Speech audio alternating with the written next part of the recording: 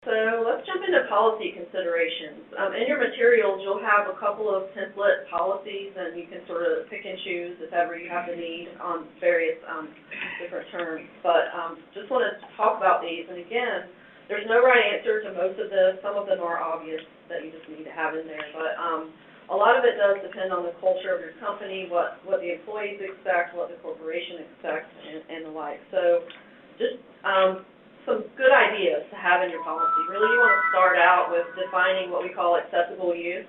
So what is the acceptable business use of the device and the data, and what is acceptable personal use on company time? So we're in this sort of strange place where we have this personal device that we have ownership of. We're sitting at our desk, and we can do whatever we want with it during work time. So really the company has lost control over that part of the process. So you need to be able to put that in the user acceptance agreement.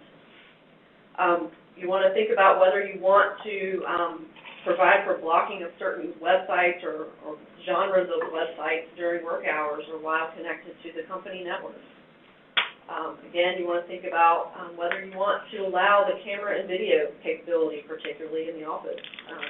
It's a source of data that we often, as e-discovery lawyers, don't like to think about because it's a minefield. But just think about what your employees could do with that capability, and that's one of those options that on a corporate BlackBerry, the corporation can easily disable, but we can't do that on a personal device.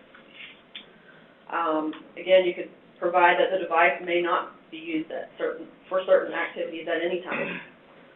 Provide for a list of allowed apps and disallowed apps. So if there are apps out there that we know to be troublesome for various reasons, then you can certainly provide that in the agreement.